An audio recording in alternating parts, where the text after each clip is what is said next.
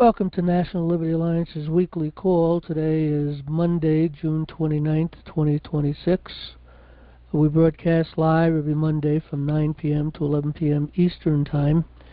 If you're listening in on Rumble or YouTube and you would like to ask a question or make a comment, you can go to nationallibertyalliance.org and click on our weekly call for instructions to join us live by phone, app, or browser. If anyone would like to email a question, you can send your questions to questions@nationallibertyalliance.org. That's questions, plural. So questions@nationallibertyalliance.org. Please support our business partners. You can find their banners on the right side of the website, of which the proceeds go to support NLA's effort to save our republic. Also consider our 90-hour court access and the common law course. You can find the link on the front page and on the description below. Also, please support NLA by donating $5 a month or more. Click on the donation tab, top right side of the website. We also have Bible studies every Wednesday at 7:30 p.m. Eastern here in this start meeting room right here. Okay, I'm going to have our scripture reading.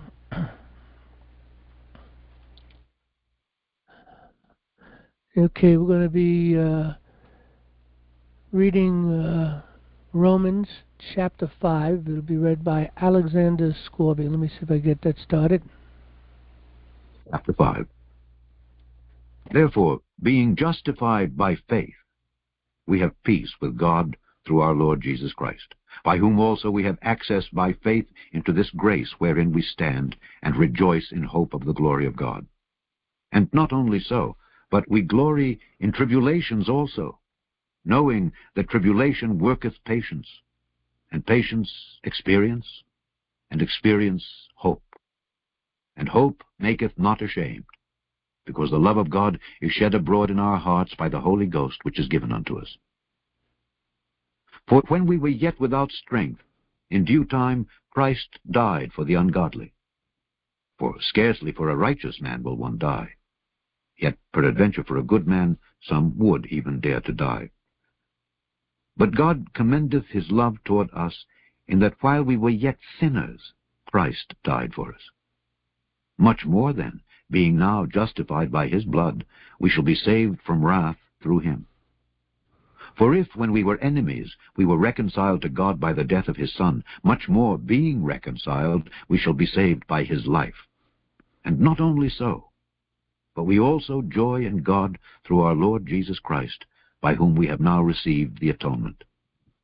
Wherefore, as by one man sin entered into the world, and death by sin, and so death passed upon all men, for that all have sinned.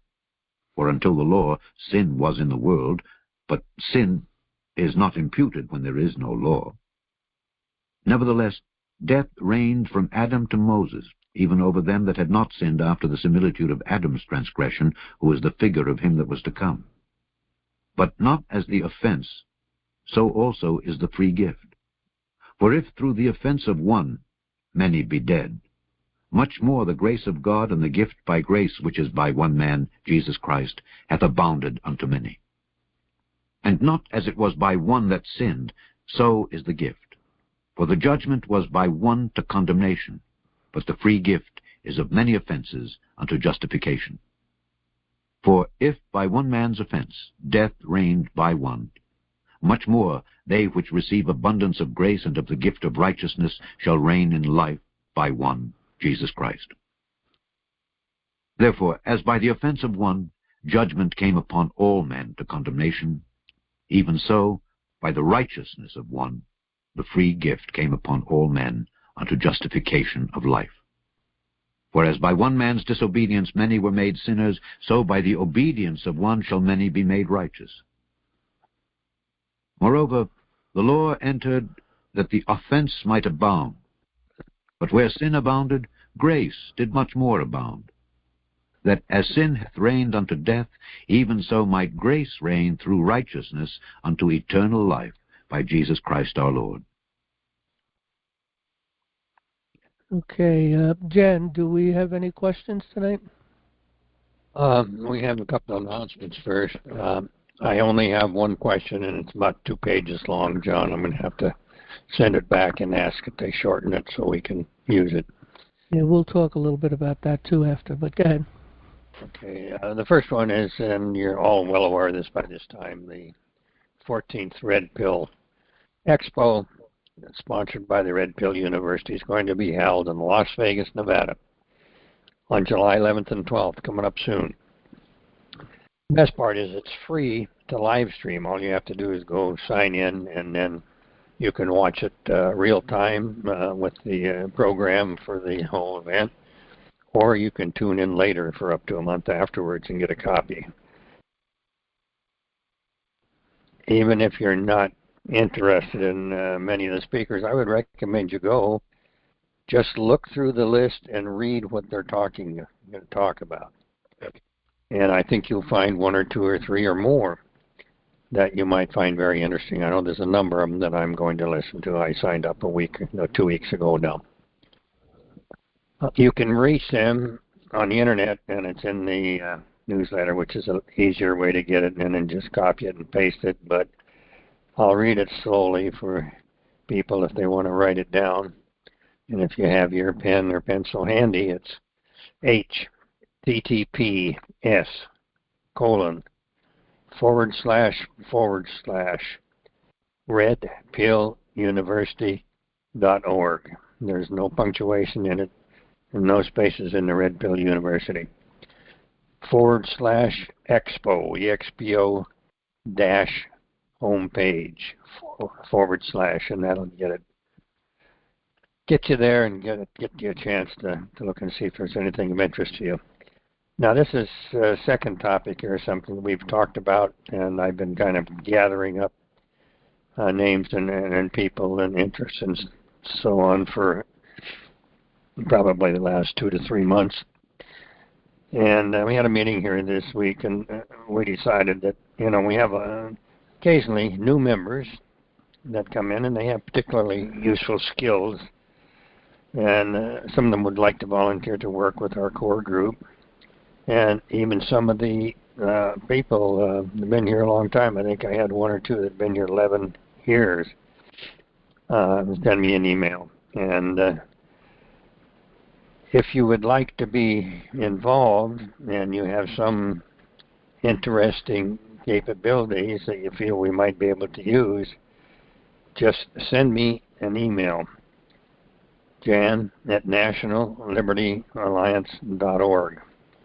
And if you could include your contact information, a little bit or some idea of your desired schedule and your attributes, and we'll take it there. We're planning now to hold a meeting once a month.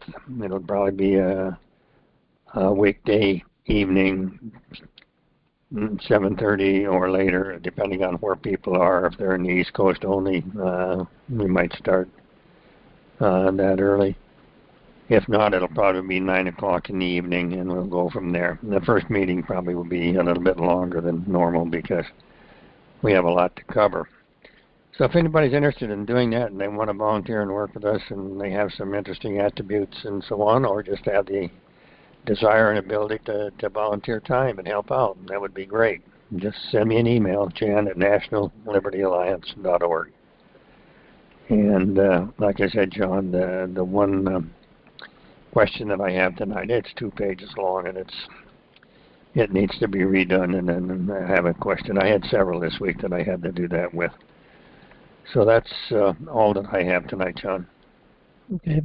Yeah, maybe people can just focus in on the question that they have, or maybe a correction they might have to offer or something of that nature. And if they want to get into more detail, they can join us in the queue and expound more, and we can have a conversation too. What we did decide, we were looking at, I think what Jan was talking about, the last Thursday of the month is what we would set aside for talking with people who are interested in doing things. I'm thinking of something different. We did have a meeting about this, so I'm going to propose something a little different than the leadership here will discuss it and think about it and see which way we'll go. Right now we're set for the last Thursday of the month. But I'm thinking that maybe if someone has something interesting, there's a couple of people recently that, we need to talk to. They have some potential, some things that really can help us, potentially speaking anyway. So I'm thinking that if anybody contacts us during the week, maybe between, from Monday through Sunday, then that following week, we probably would set something up. We'd send an email out to the leadership and set a meeting for 7:30 Eastern Standard Time on a Thursday. And as Jan said, if it's out west and the time is a problem, we can move that. And if we don't get the email, obviously, then there is nobody that wants to really talk with us. I don't know that we want to do this in general as a in a room with numerous people at a time. I'd like to speak with people individually, but again, we'll discuss that and figure out the best ways to go. The only reason I'm thinking of this because to put someone off for a whole month could be problematic, or we could be in the middle of the month and it could come up very quickly too. So I don't know. Anyway, we'll work that out.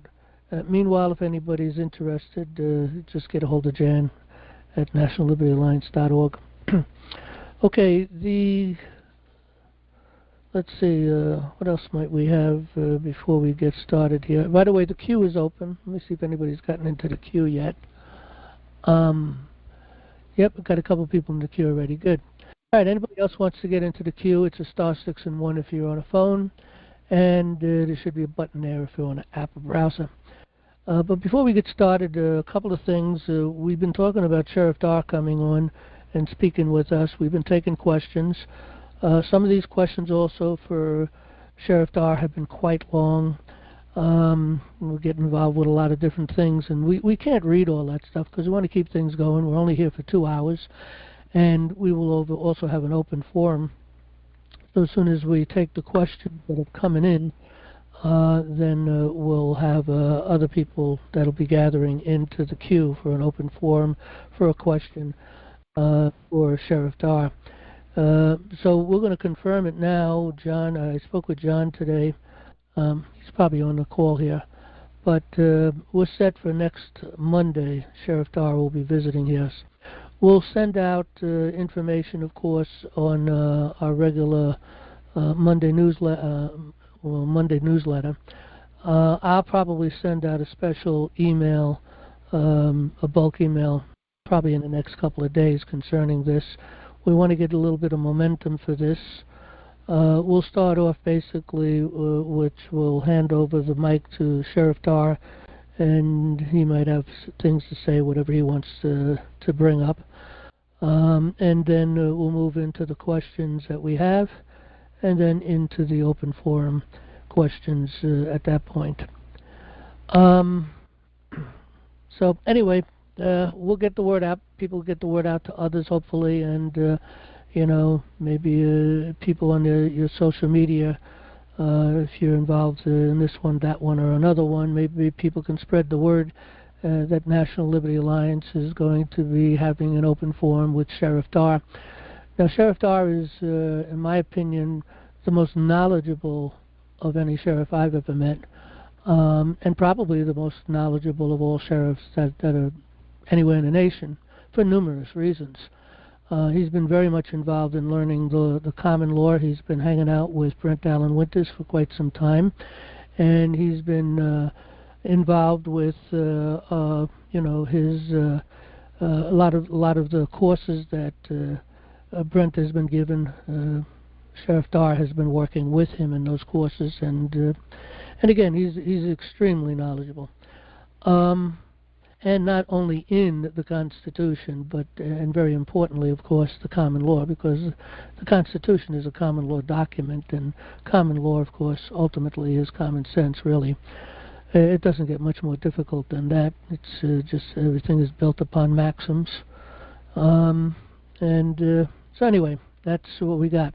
Now, last week we spoke a little bit about the the Supreme Court sending our papers back. We're going to do a little reading tonight, and then we'll go into the open forum. We're probably going to spend maybe, I don't know, 20 minutes to a half hour. I don't know how long it's going to take to really read through this. It shouldn't take long. It's only a few pages. But what I do want to start off with is the silly letter that these people sent us. This is the letter from the doorkeeper with the Supreme Court, and this individual is beside themselves with the way they're writing and what they're writing. They know what a presentment is, and yet they start off with their reference to grand jury presentment to the United States Supreme Court. So right there, that person understood exactly what this paperwork was. And that's in writing with a signature on it. Now, I'm going to read this. This was sent to us on June 4th, 2026. And it says, it starts off with, Dear Miss NLA. I don't know where they get that from. We have set ourselves up as the Unified United States Common Law Grand Jury, care of NLA, Suite 107. We didn't identify ourselves directly as National Liberty Alliance, but yet this is set up in the way that they sent back to us, as they put NLA, care of NLA, which I don't know where they got that from. Anyway, they go on. The papers were received on June 4th, 2026. These papers failed to comply with the rules of this court and are herewith returned. You may seek review of a decision only by filing a timely petition for writ of certiorari. I never get to pronounce that name right, but certiorari. Maybe anybody else can pipe in if they can pronounce it better than I can. Certiorari. Anyway, the papers you submit are not construed to be a petition for writ of certiorari. Should you choose to file a petition for a writ, you must submit the petition within 90 days, within the 90-day time limit allowed under Rule 13. I don't even know when the time limit would even start on this, because they didn't take no filing or anything. So anyway, we're under the Rule 13 of the rules of this court. A copy of the rules of the court and a sample petition for a writ are enclosed. Your case must first be reviewed by the United States Court of Appeals or by a highest state court in which a decision could be had, as per 28 U.S.C. 1254 and 1257. And again, that doesn't apply at all. It doesn't make any sense. No lower court can even decide the things that we're talking about. Only the United States Supreme Court can respond to this. There is no other entity that could possibly respond to the paper that we've written. Then it's the second page. There's only a couple more, maybe another paragraph here. The original jurisdiction of this court does not extend to a suit by an individual against the state. Again, we're not an individual, and we have nothing going up against the state. The original jurisdiction of the court generally extends only to cases or controversies between two or more states, or between the United States and one more state. 28 U.S.C. 1251 and Rule 17 of the rules of this court. The 11th Amendment amends the language of the Constitution and holds that the judicial power of the United States does not extend to any suit commenced or prosecuted against a state by a citizen of another state. The Supreme Court has subsequently held numerous times that states cannot be sued without their consent, and that the 11th Amendment bars suits brought against a state by the citizen of a state. Now, again, none of this applies to us. All of this is really silly. It doesn't... and they talk about so many different things, but they don't address the paper that was filed with them. So anyway, we responded, and that's the letter we're going to read now. And we will post this letter. Matter of fact, I already have posted this letter up on our front page. Let me go to it real quick. You could read, if you haven't read, and we did read this live online, but the grand jury presentment to the United States Supreme Court right here, you can read the presentment to the court. You can read the cover letter that we put together. I think that cover letter is applying to the administration, Trump administration, because they all got copies of this. You can read the response letter from SCOTUS, which is the doorkeeper. We just read that. And you can read the response letter to SCOTUS, the doorkeeper, which we're going to read right now. So a copy is up here. This copy is I added a couple of words here or there, nothing big. So I'm going to have to change this maybe later tomorrow. I'll get rid of this letter and put up the letter that will probably be going out. We're still up for any corrections or anything that people might have to offer us concerning our response here to the doorkeeper of the United States Supreme Court. Now, we did address the individuals that we addressed. Let's see. Okay, we addressed this, the chief clerk, okay, which originally we addressed and sent our paperwork to. But the chief clerk, Scott S. Harris, didn't respond to us. Instead, Clerk Robert Meek responded to us in the name of Chief Clerk Scott. So this letter is going to go out to both of them.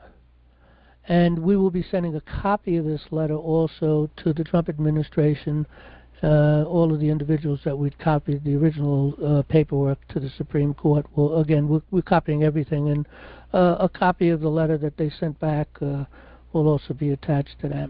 But here's what we've written so far. And again, if anybody has anything that they think that they can add to this or assist in some way, that'd be fine. We can bring that up in the conversation tonight. Okay, so the references for an unlawful rejection of the grand jury presentment to the United States Supreme Court.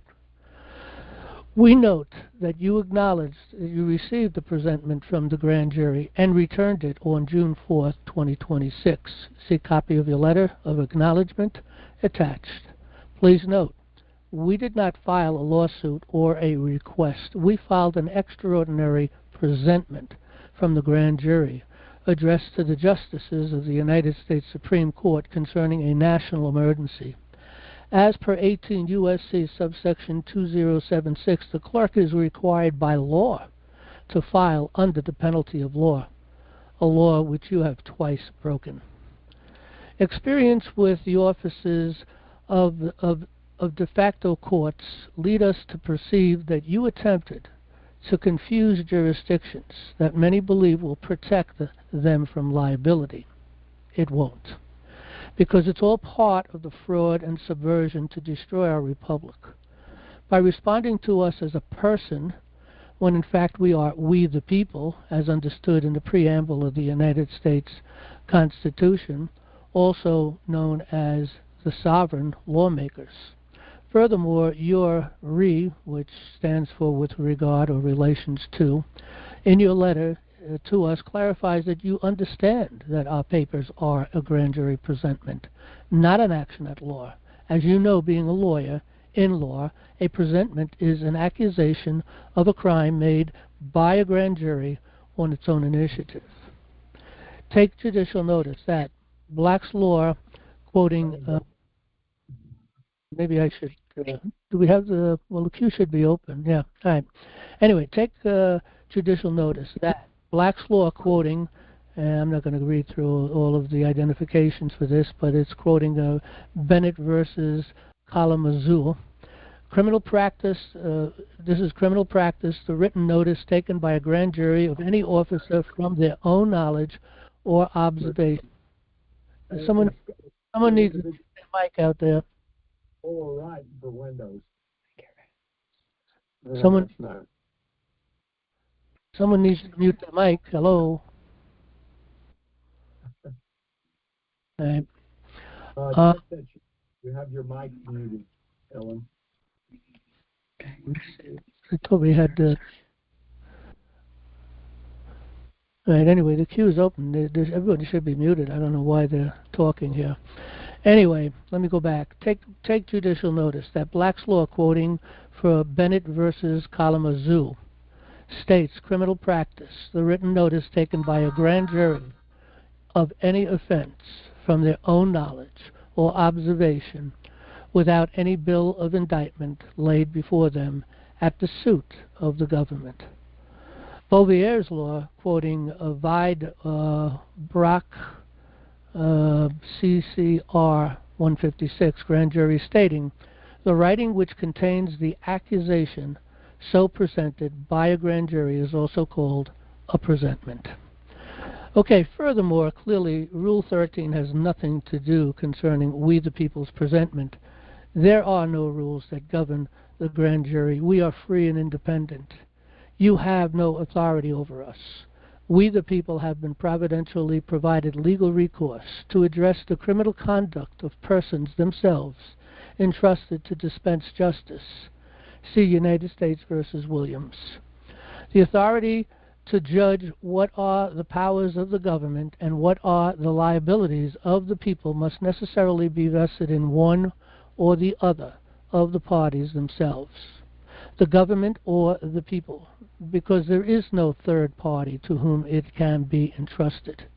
If the authority be vested in the government is absolute, and the people have no liberties except such as the government sees fit to indulge them with.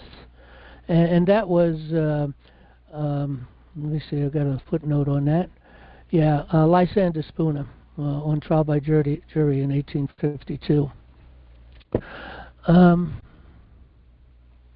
Okay, the grand jury is we the people, whereas we the people ordained and established the Constitution for the United States of America, that you took an oath to uphold and obey.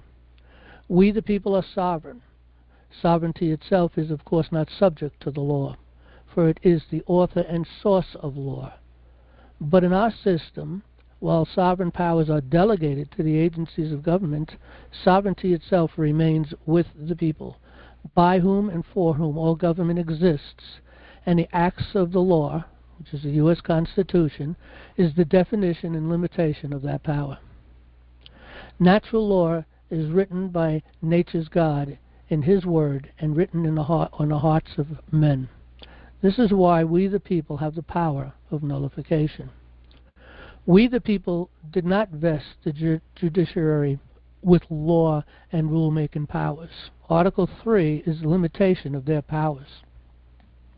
Whereas in 1938 the Supreme Court, in an act of treason, wrote rules that had been implemented as law and thereby covertly but not lawfully abrogated the law of the land by changing natural law to civil law, which traces its origin back to Babylonian law, as they methodically and seditiously abrogated and concealed our natural law courts and abrogated the sovereign writs of we the people. You know, I think there's 5 powerful writs for the sovereign. It's our writs, the people's writs, to be able to apply on them, and their rules negated them. Anyway, equity under our Constitution is subject to our founding documents, written by we the people, by the authority vested in us by nature's God via the Declaration of Independence, which was a covenant with God and therefore cannot be broken but by His wrath. Thereby we the people vested Congress with positive lawmaking powers, also known as equity, whose legislative powers are governed by the rules of natural law, whereas Article 1 is the limitation of their powers.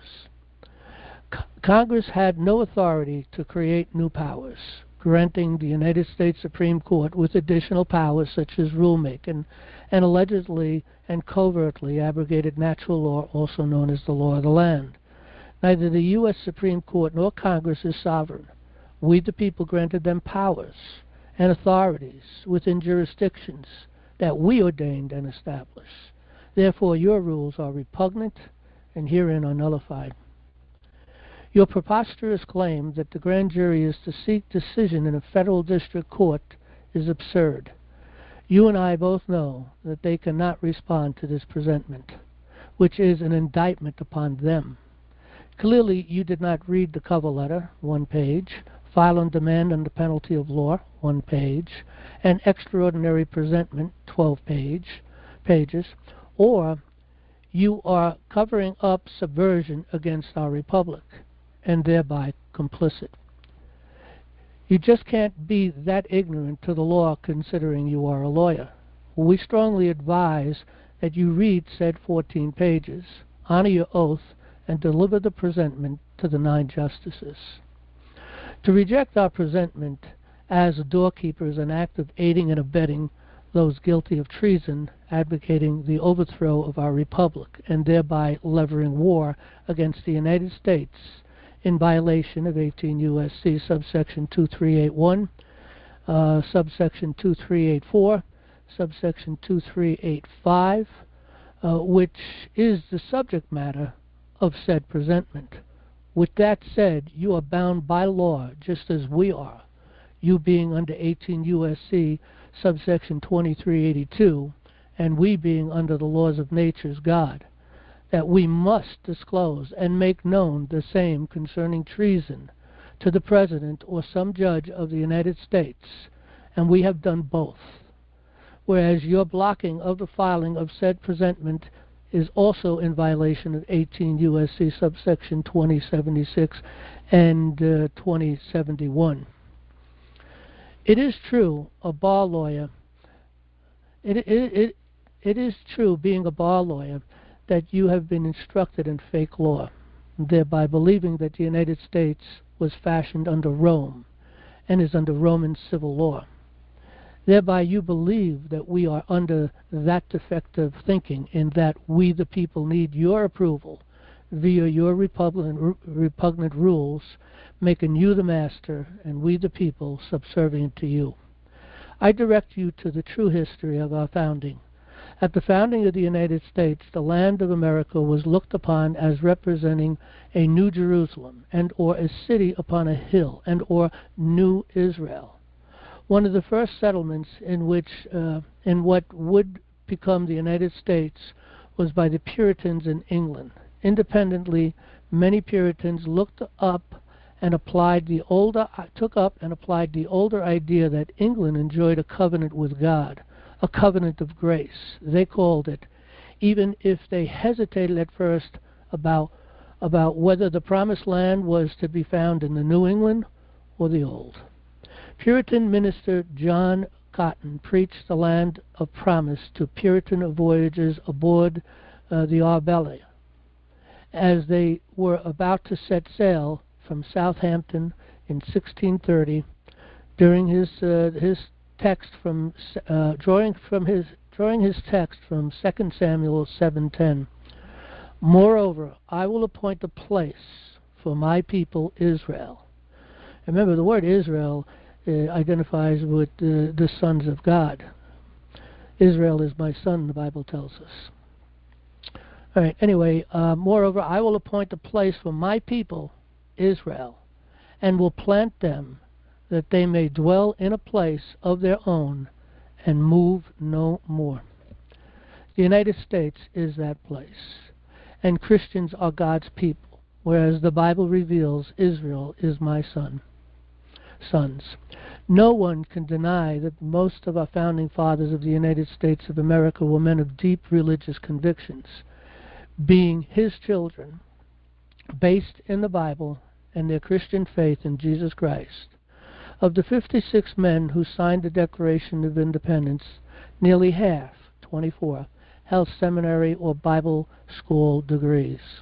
Patrick Henry said, "It cannot be emphasized too strongly or too often that this great nation was founded not by religionists, but by Christians, not on religion, but on the gospel of Jesus Christ. For this very reason, peoples of other faiths have been afforded asylum, prosperity, and freedom of worship here." Noah Webster, father of American scholarship and education, said, "No truth is more evident to my mind than that the Christian religion must be the basis of any government intended to secure the rights and privileges of a free people." In conclusion, history recalls that we are a Christian nation, under the laws of nature's and of nature's God, and we are structured under Israel via the book of Deuteronomy. In conclusion, your duty as a clerk is to file, as clearly stated in 18 U.S.C. subsection 2076. Clerk is to file. Whoever, being a clerk of a district court of the United States willfully refuses or neglects to make or forward any report, certificate, statement, or document as required by law, shall, and we read the law that they are required, shall be fined under this title or imprisoned not more than 1 year or both. You are hereby ordered and required by law under 18 U.S.C. subsection 2881, 2382, 2384, 2385, 2076, 2071, and most importantly, the Constitution for the United States, to make 9 copies of the enclosed presentment and deliver to the 9 justices immediately. We also demand that you send us a letter confirming that you have done so. And then we got a seal on it and signature of the grand jury and the individuals we are copying. Okay, so that brings us to the end of that paper. That's the paper that's probably going to go out in the next day or two. We will file with the Supreme Court, within a few days. But we do have to send filings out to a bunch of other people. We'll see what kind of monies we have. It may take a little while before we can get that out. Of course, if anybody wants to donate, we'd really appreciate, because we do need money for this particular project. This is really the most important work that we're doing, trying to get our courts of justices open up again, and to bring us back under the Constitution, where the people that are working for government, whether they're elected, appointed, or just hired help, they need to be obedient to the people. They need to be respectful to the people. And they have to stop thinking that they are the masters and that we are their, they treat us like slaves. They treat us like chattel, livestock. So anyway, we need people's support on this. So we'll get this out, and hopefully all of it out within a week, but if not, it may take a couple of weeks. Okay, let's see what else we do have here. Okay, here's a paper I put together. I'm just going to quickly breeze through this. This is we got July 4th, obviously, coming up. I believe it's coming up on this Saturday. People will be attending different events for 4th of July. They'll be watching parades in their local areas and so on and so forth. And this is a great opportunity to help to grow National Liberty Alliance. We need people. We really, really need to hit critical mass. To really be successful, we have to hit critical mass. Because to be successful, we have to go professional. Right now we're volunteers, but we have to go professional. We need people working on things, 40 hours a week, each individual, as a full-time job. And there's a lot to be done, we're doing the best we can to do what we can do.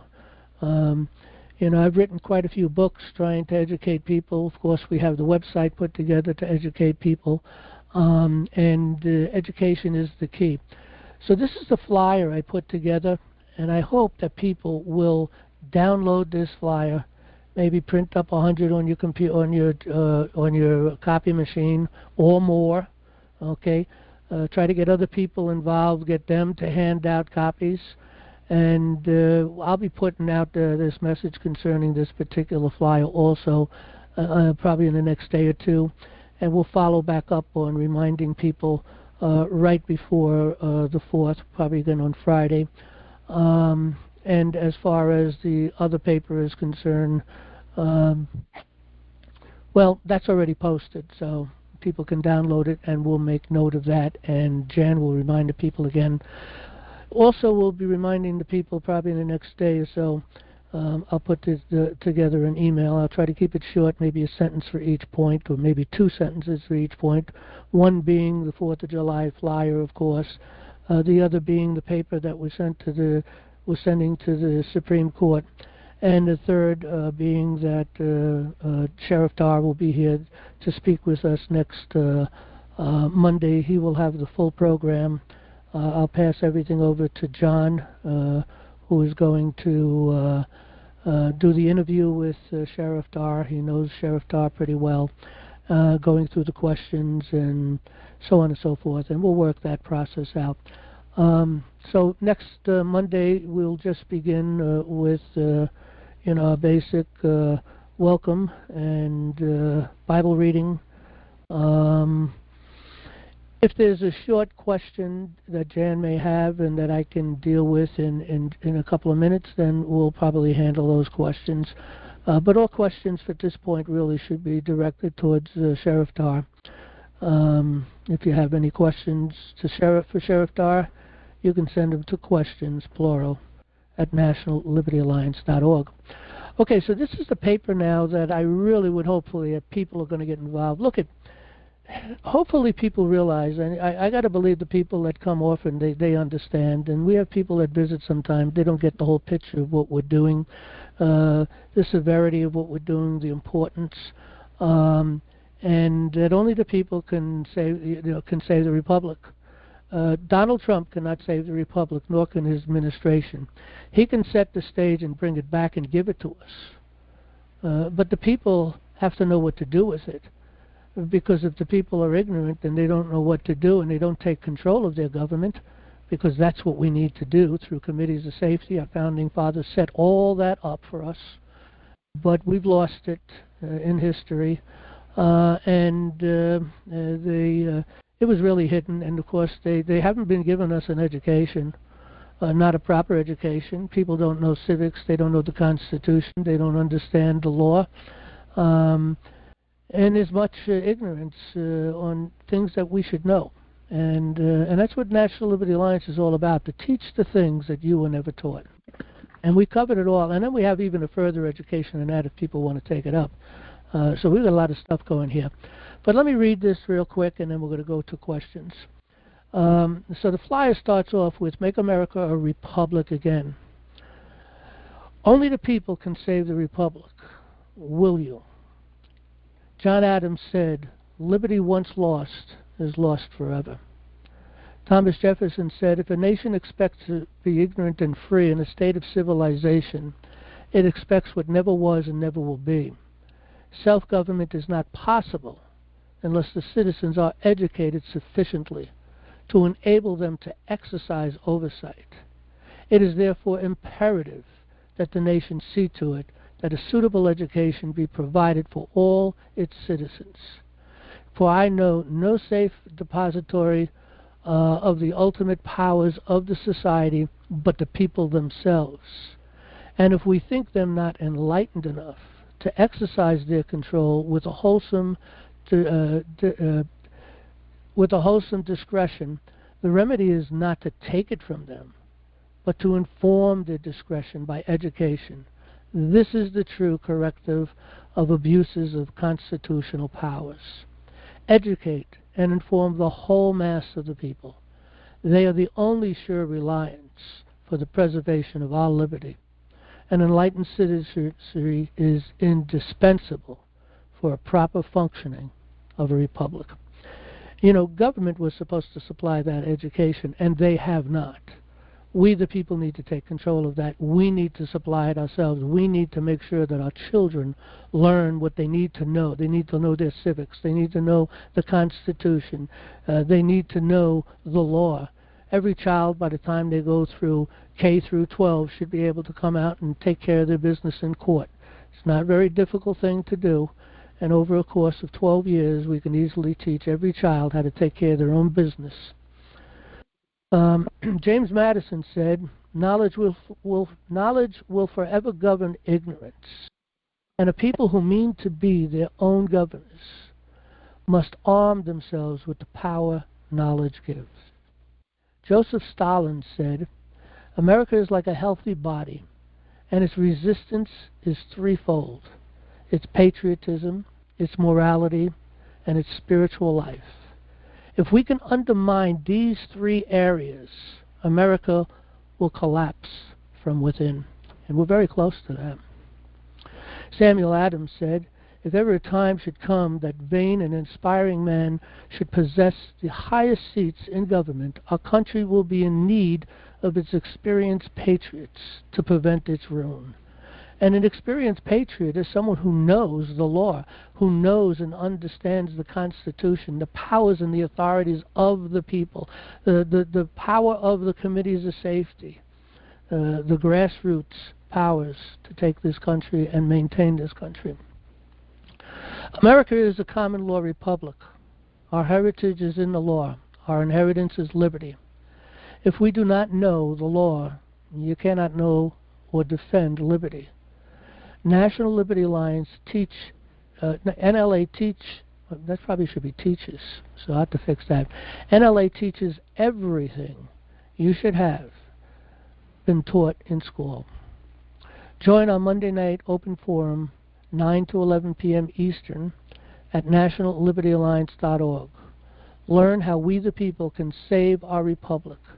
The mission and purpose of National Liberty Alliance is to provide an online national venue where people can organize, communicate, and learn the science of government by consent.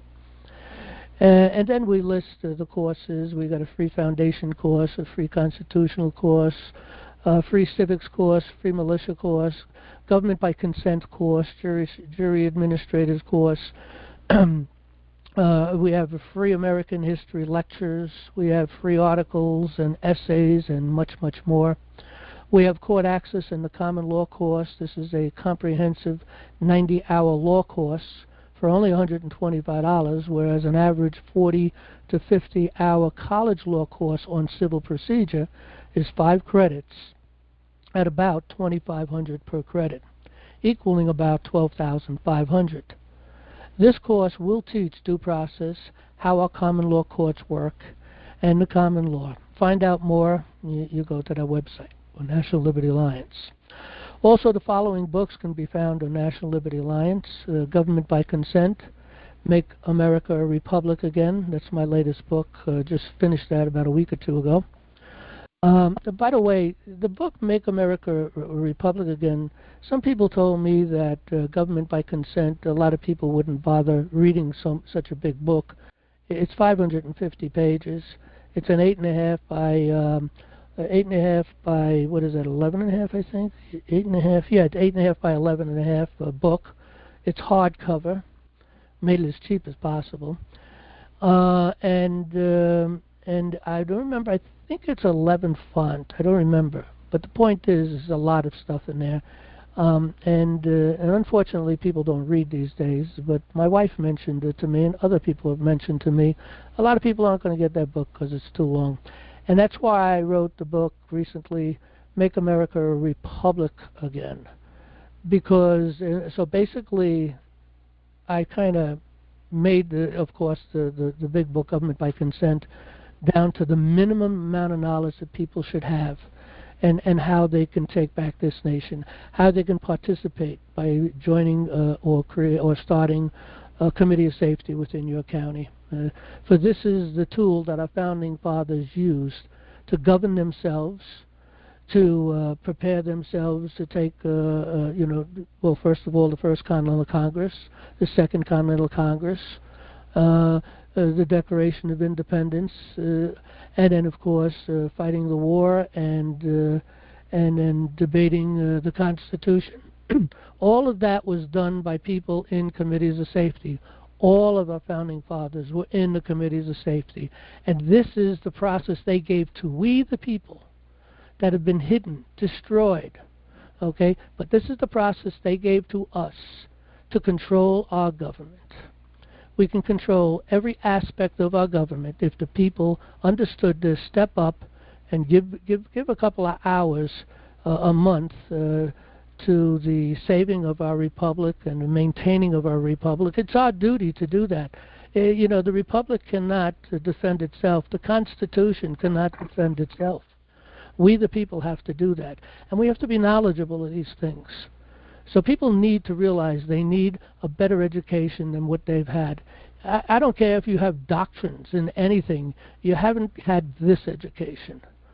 And if you listen to the people who represent us, clearly they haven't had this education because they're way off base.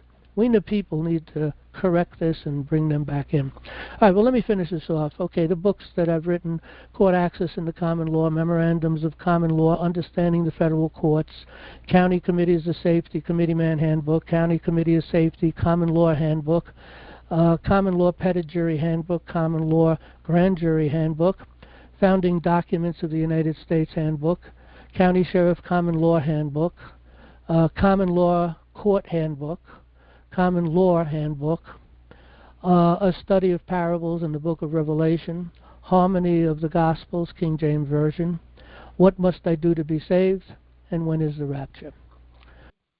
And at the bottom here we ended up with Psalms 33:12.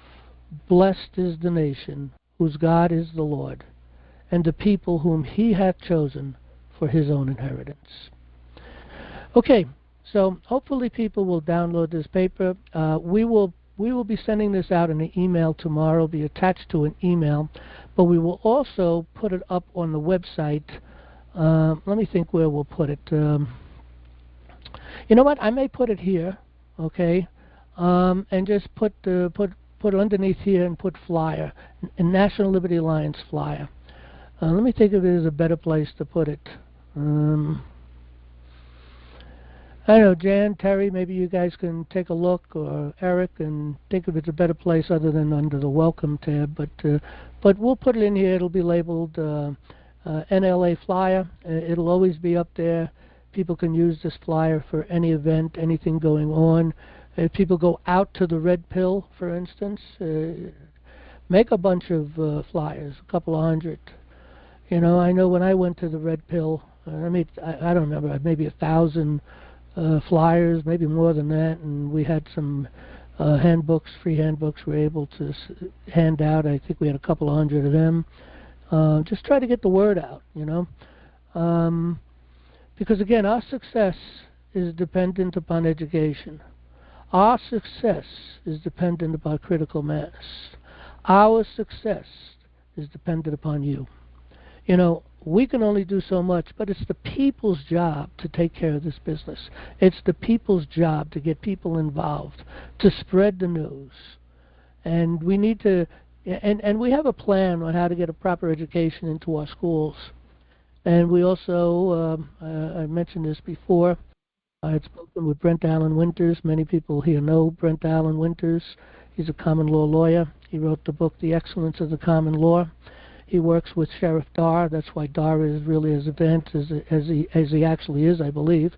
He was advanced as a sheriff before he met Brent, but nevertheless, his knowledge has really expanded in the common law, just like mine has through Brent. So Brent and I spoke a while back that if we can get the funding, we'll put together textbooks from K through 12 that will give a proper education. You know, every year that they go through, it's 13 years, K through 12. You know, 13 years in school. Okay, every year they should be learning something new about who we are as a people. That we're a Christian nation. We also need to get the Bible back in school because we have to be under the doctrines of Christ. Nobody can argue the doctrines of Christ, the morality, the power, the authority of those doctrines that Christ has given in the four Gospels that we read. But anyway, children need to know how to walk into a courtroom and how to take care of their own business. Sometimes it is wise to hire a lawyer to assist you. Okay, if you're in a case that's a criminal case, I don't know. Maybe it is wise to have the lawyer be as the lead person, but you still have to control that lawyer. You know, the purpose of lawyers is very important. The lawyers. The problem is the Bar Association that taught them all these lies, the fake law. You know, it's really easy to fix that if only they would. Open their ears and open their eyes and understand, because Took so long to get back on Zoom, I forgot what my question was. You talking to me, Jan? Anyway, I don't know. You just disappeared. I had to sign back in again. Oh, is other people hearing me? Have anybody else been locked out or anything? Eric? Well, hopefully we're going through. It is recorded anyway. It will be up on YouTube, and it'll be up on Rumble. You know, John does these old tricks. I learned about 11 years ago you should never proof anything he writes until he says, I'm going to send it out tomorrow at 9 o'clock. Because it'll change and you send him the changes and he won't put them in, and you got to go through the whole damn thing word by word again. Well, next time what I'll do is I'll red letter them, because I meant to do that when the changes I made on the last one. So, all right, anyway, back to what we're doing here. Now Can you hear me? Yeah, we can hear you. Can you hear us?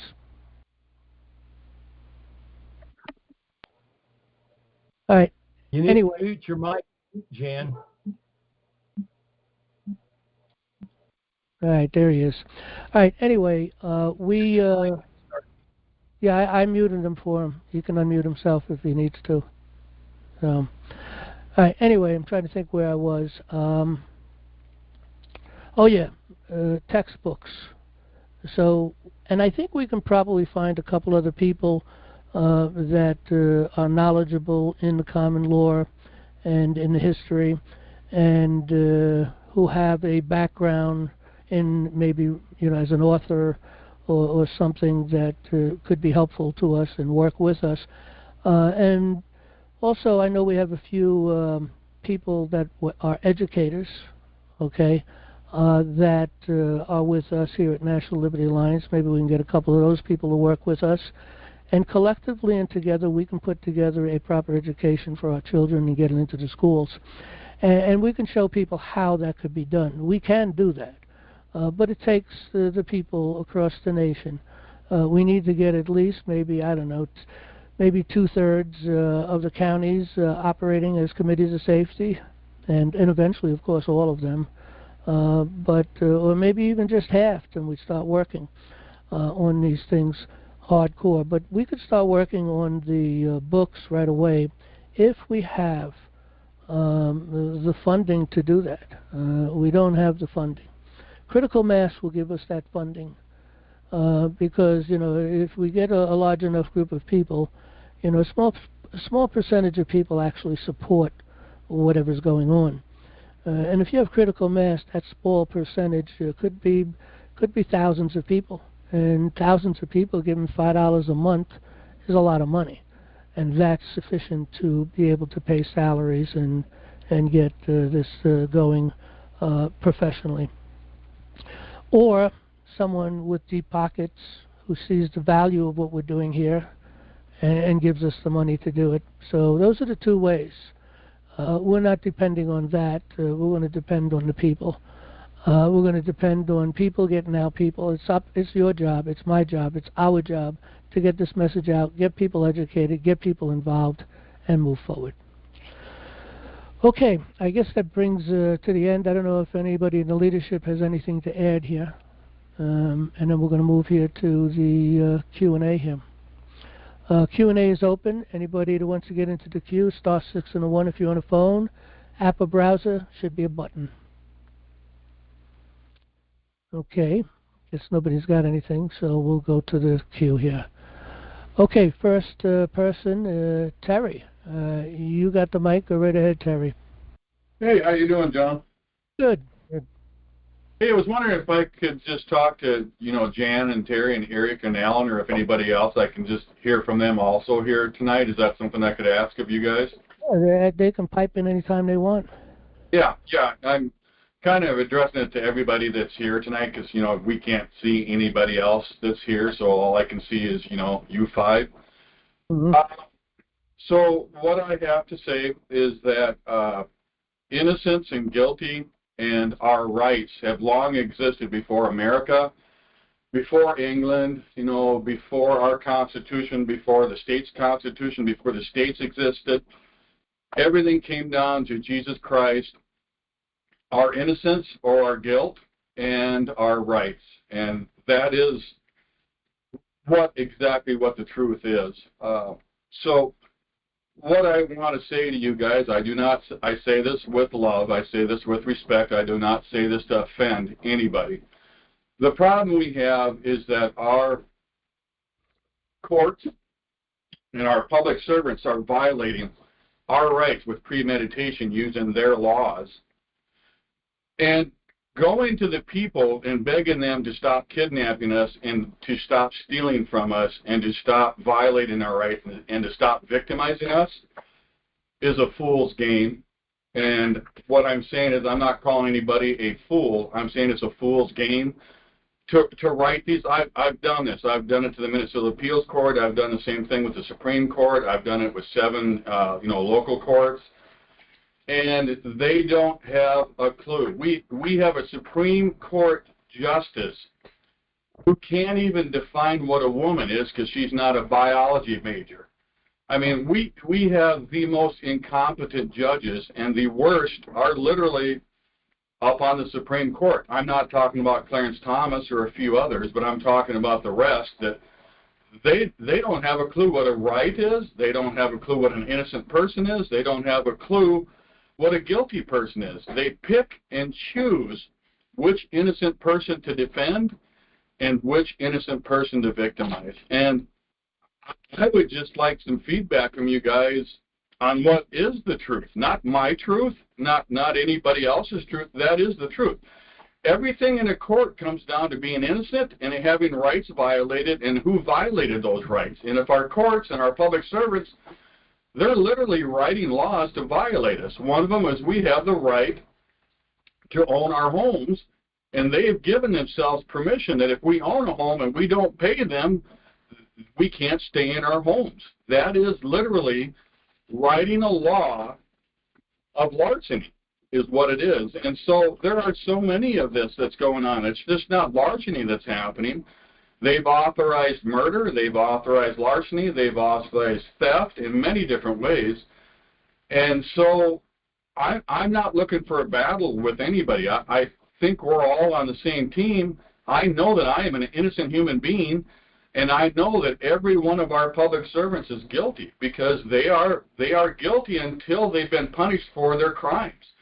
And those laws that we refer to here, none of those are about rights. They're about violating rights.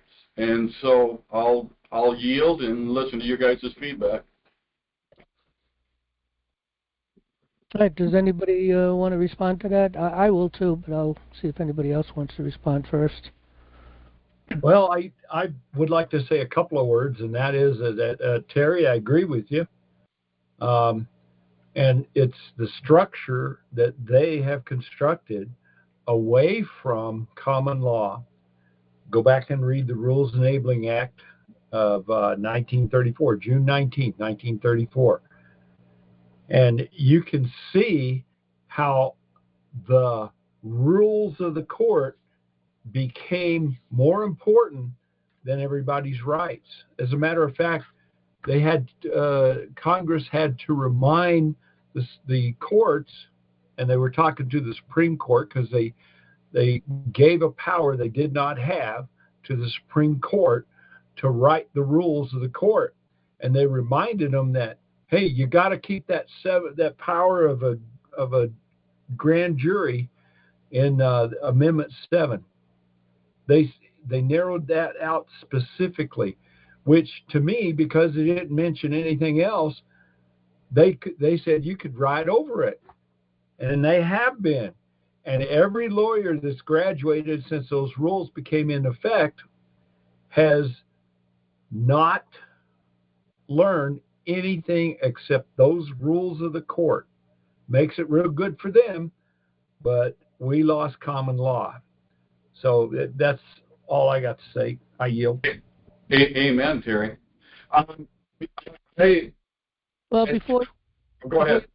See if anybody else has anything to say on that. Jan, if you want to respond, or Eric, and I'll make a small response also. All right, well, if anybody comes up with something, pipe in. Yeah, let me respond to that. Again, we're saying the same thing in a different way. We already know all the things you've said, so we do appreciate that. We do agree with that. We may see things on how to deal with the problem differently. You call it a fool's game, and if I understood it correctly, is the fact that we're trying to talk to the Supreme Court to bring them to a place where they should be. In other words, bring them to correction. But,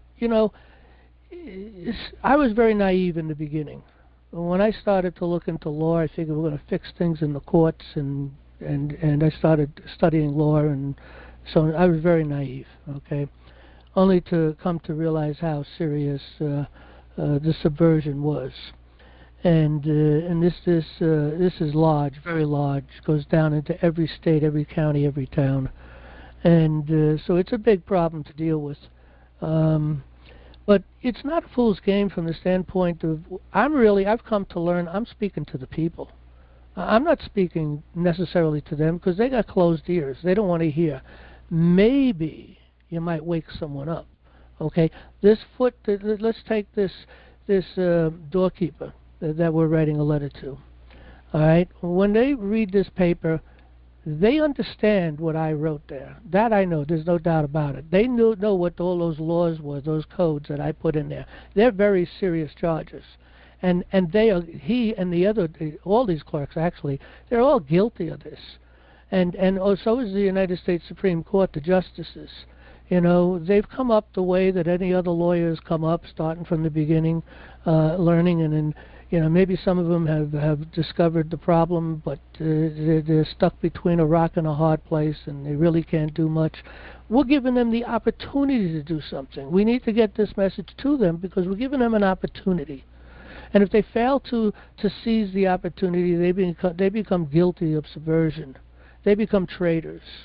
Because it's a serious paper that we had written. The original presentment, which I believe I said was 12 pages, you know, then there's a lot beyond that that just brings knowledge of those 12 pages. But, you know, again, it's important because the people should be reading it. When the people read it, it becomes an education. They come to understand. You know, again, people who don't know much about law at all, and maybe they don't understand everything we're talking about. Not that we talk much about law from the because common law really is common sense. That people understand. Thomas Jefferson said the same thing. You know, just talk in plain language. Okay, but when we talk about the codes and stuff, you know, we don't lay. I used to write them out, but I don't write them out. People can look them up. They're very powerful. And it really puts these people in a position where they find themselves guilty of subversion. Also, the fact that the duty of a clerk, okay, is to file the papers. They don't have any. It just has to be, you know, the front, the page just has to. Well, let me see if I could find out what they wrote here. Hang on a second. I think I have it in the letter here. Yeah, I think it is in this letter. It should be on a footnote. I only have a couple of footnotes in here.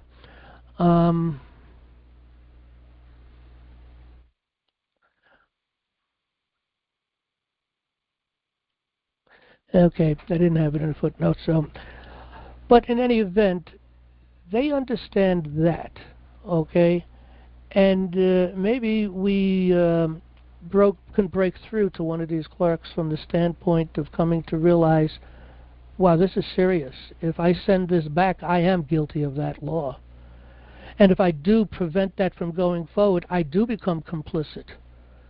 Because the law to control them is absolutely crystal clear. If you are aware of subversion against the United States, against the people, against the Republic, if you are aware of that, you must report it to the president or some judge or to a governor. You must report it. It's the law. We have the same law, but it is, of course, the common law, natural law, because it's just common sense that you have to report it. And if you cover it up and don't report it, you become complicit. So that's why the papers are so important. We've been filing papers for many years now. I don't remember exactly when we started filing, maybe 2014, maybe 2015, somewhere around there, I think. But we started filing papers, and we realized that we're not going to get anywhere with these people. But we got to make, we got to show the evidence. We got to lay it out. All the papers, and we have filed hundreds and hundreds of papers, okay, hundreds of cases, and all going up to the federal courts. And what they have done is they have proved conspiracy by their actions. Every single one of them respond in the same way. It doesn't matter whether it's a federal judge in the state of Washington or New York or Texas or California or Maryland. It doesn't matter where they're at. Every one of these federal judges have responded in the same way, and that proves conspiracy. Okay? So we agree with what you're saying, but you have to do something. And again, if it does nothing for them, it does something for the people. Because at some point in time, it's all about exposure. It's all about people seeing and understanding. And Trump is waking them up. His administration is waking them up, waking up the people. And we have that opportunity to assist in waking up the people too, also especially through our paperwork and the education that we offer here. So, but again, I agree with pretty much everything you say. I think you use the word innocence constantly over and over again. People are not familiar with that. I understand what you're saying, but if we're going to be talking to these people, let's use the language that they do understand, the language that we understand, the language that is of natural law, clear, plain language. I've never heard, by the way, if there's something maybe you can refer us to somewhere where this word or idea of innocence is really portrayed in a way that it's used in the courts or used somewhere. More information on. I can give you that. I can give you that, John. It's like you said, it's common sense. Yeah. The innocent cannot commit a crime. You have to violate a right in order to be guilty of a crime. If you didn't violate a right, you are innocent. That's common sense.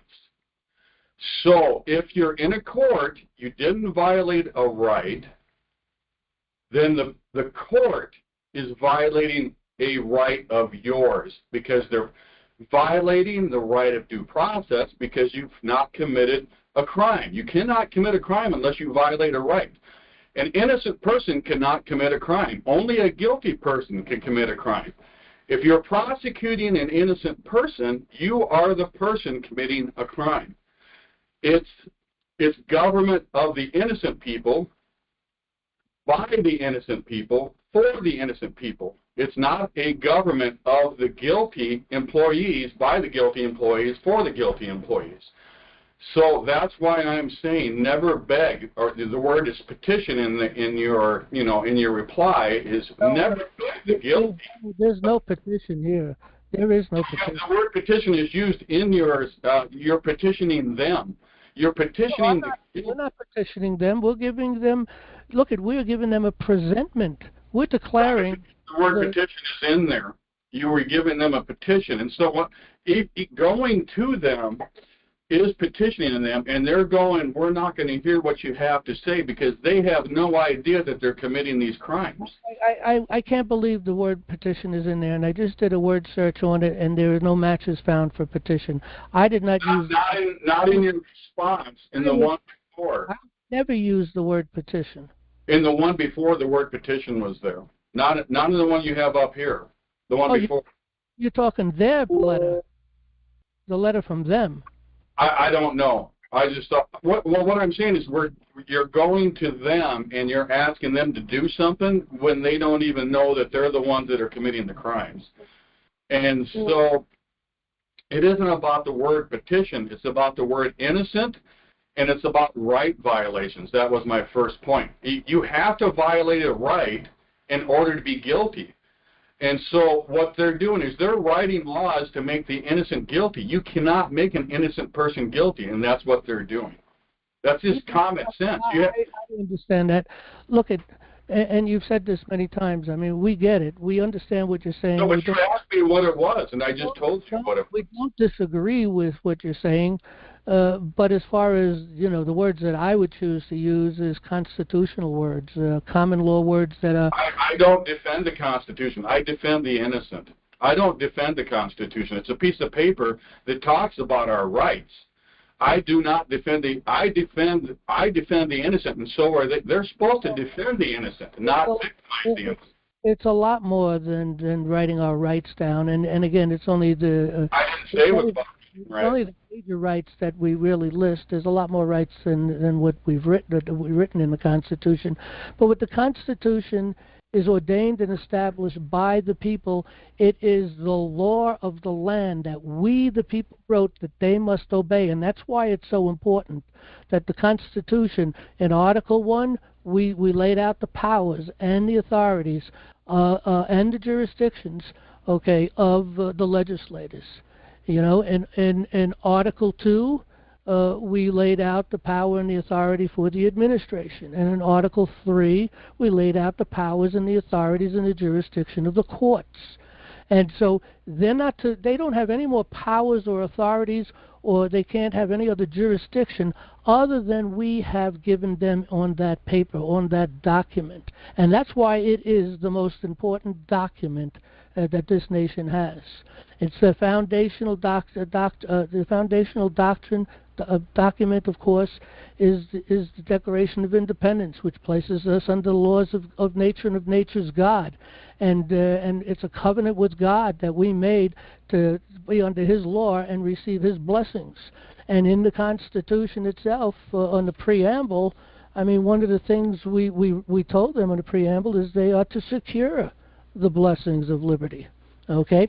And the Bill of Rights is the ruler by which we judge everything they do, because once they violate a right, then that is unlawful. And so the Bill of Rights is important. All these things are important.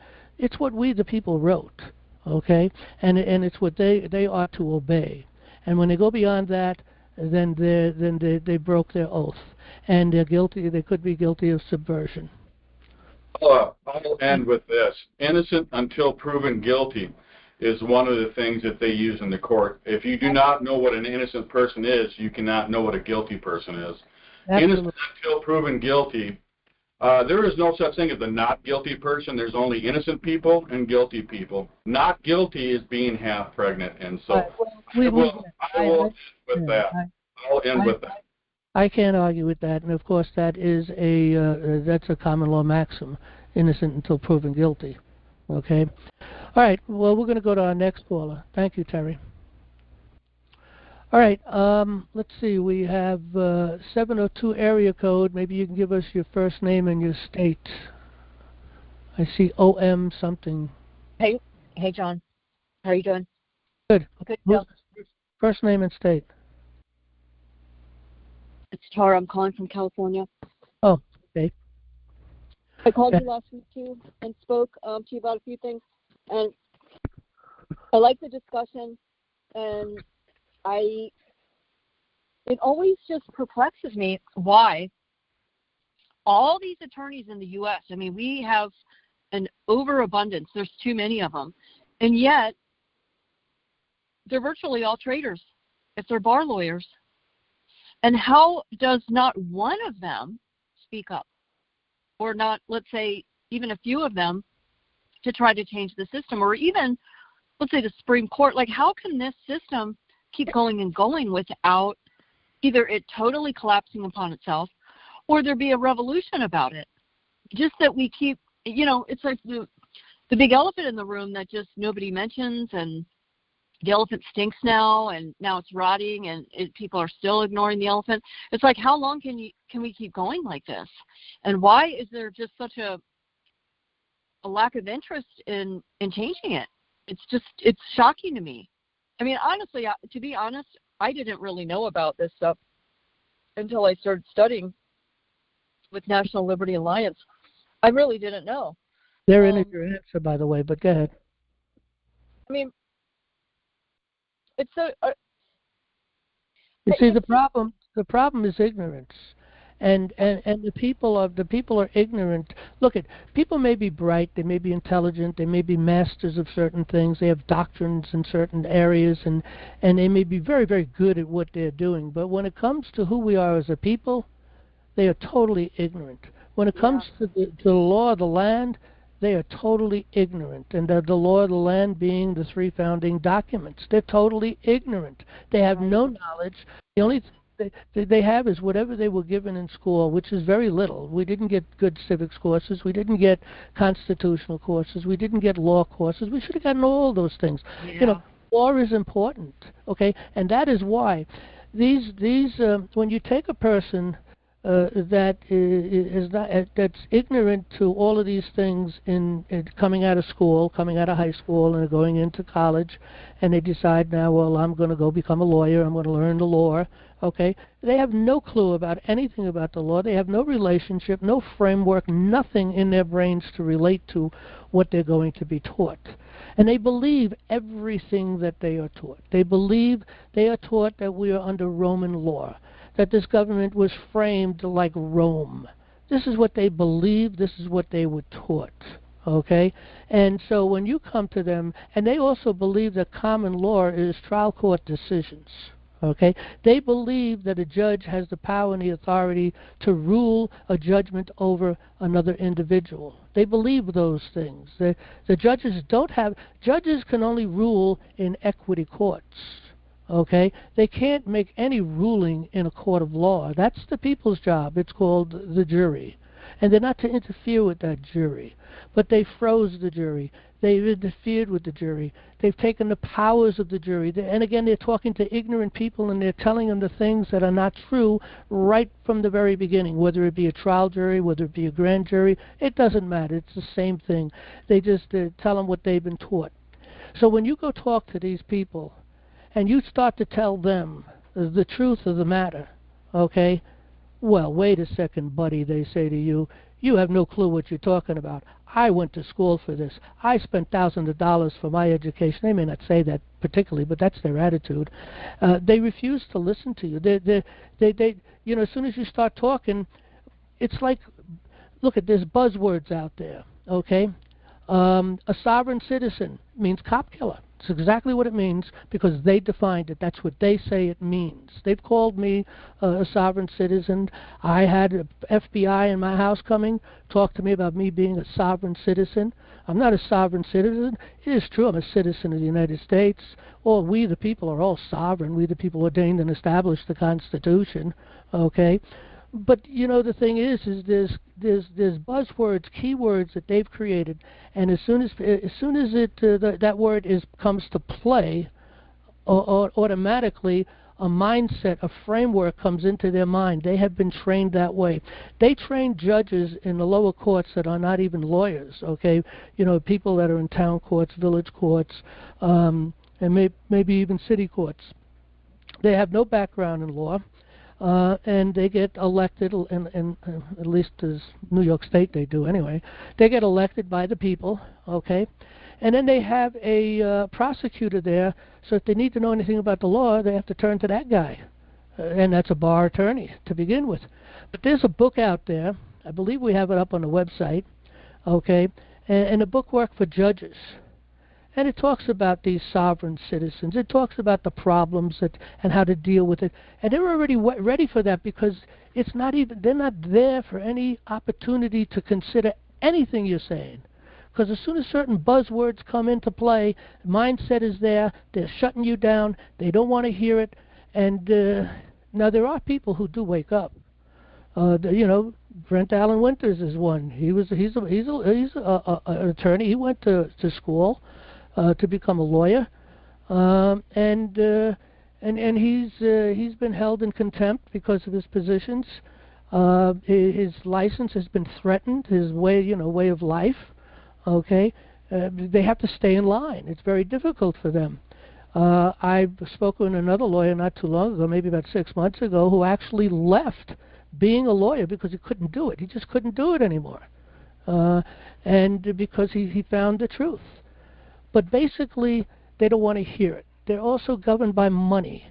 Money, money, money, money. Everything is money. I mean, all these, you get these lawyers that don't know nothing really, okay? You read their papers, there's a bunch of stupidity, okay, and things that they've just written over and over and over again in other cases. It doesn't go anywhere, and they think they can charge you $300, $400, $500 an hour. Okay, it's greed, greed, greed. That's all it is. They think they're so smart, you know. I mean, you think. I don't think that passing the bar could really be that hard when you measure against some of these lawyers out there, like the personal injury lawyers and immigration lawyers. I mean, what a joke, you know, and just who they allow to be a lawyer. I mean, pretty much anybody. I mean, anybody off the boat can come and be an American lawyer. It's unbelievable how the system has been used against us, and it's supposed to work for us. Something that I wanted to touch on that I don't know if we talked about it last week. I don't think we did, but I wanted to bring it up, is that I asked you, name names. Who are these people? Who's doing this? Who's behind the demolition of the United States? You said the New World Order, but I think that, if you go deeper than that, and that, the blunt, honest truth are that these are Satanists. They are literal Satanists. They are actually worshiping Satan and death and destruction. And they have gotten a hold of all of our systems: law, medicine, education, government, entertainment, everything. They're at the top of everything. So while not every single lawyer, every single doctor are, Satanists, they're carrying the orders of the Satanists out. They're acting as Satanists. They would never admit it, and they don't even know it themselves. But that's really what the problem is at the top of everything, we have Satanists, or even worse. I mean, I think that there's worse than Satan, and that's what we're dealing with. And they've totally inverted all of our systems. And that's the real issue, is the satanic infiltration of our country. And people, it's hard for people to really accept and believe, but there are about 15% of our population are Satanists, practicing conscious Satanists. And they are at the tops of things, and they have also infiltrated the churches and the temples and the mosques, and they have gotten the little people, regular people, the worker bees, to do their bidding. So that's where you see the bar lawyers and the vaccine doctors and, the professors at schools and a lot of these judges. If you were to ask them, are you a Satanist? Oh, they'd be offended. Oh, my God, they'd probably even laugh. But they are Satanists. They literally, you know them by their actions. And their actions are satanic. Therefore, they're Satanists. No, they don't know that. Their egos are too big, and they're too full of themselves, and they're too materialistic. And that's another form of Satanism, is materialism. So all these lawyers and doctors chasing paychecks and materialism, that's a form of Luciferianism. So there we go.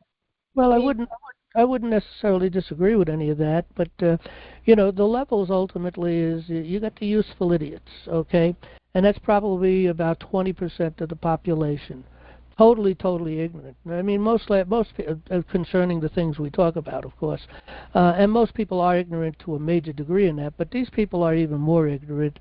These are the people that watch CNN, ABC, NBC, CBS. So these are the people that get their news from there, and they believe everything. Then they have no clue on what's really going on.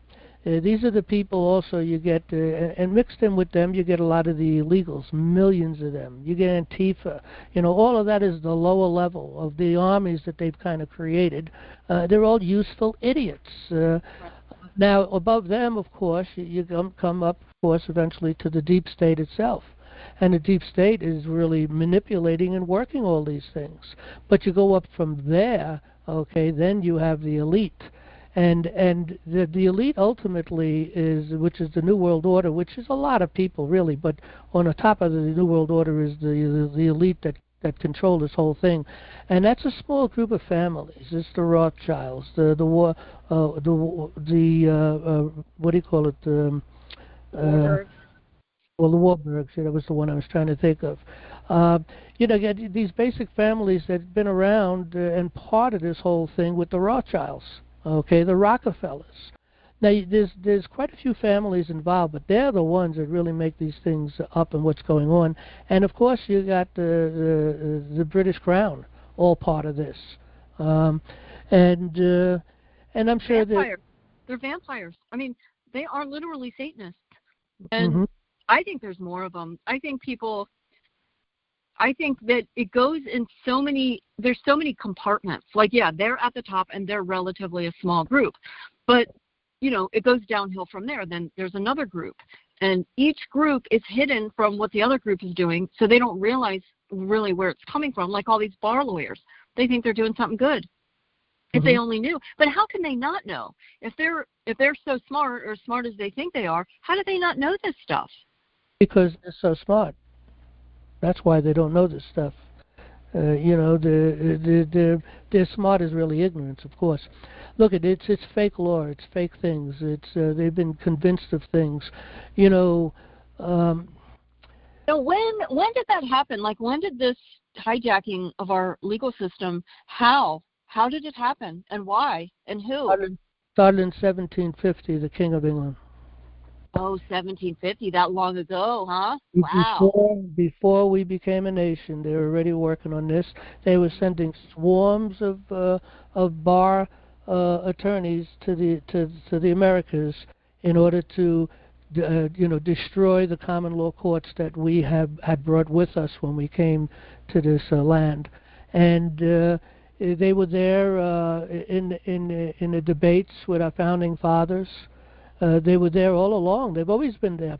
Look at the Federalist was the first party, the political party, and Jefferson destroyed the Federalist in the early 1800s. After he became president, he eventually got them destroyed, and they disappeared for a while, and then they morphed back into what we know. I think it was 1819. I think they morphed into the Democrat Party.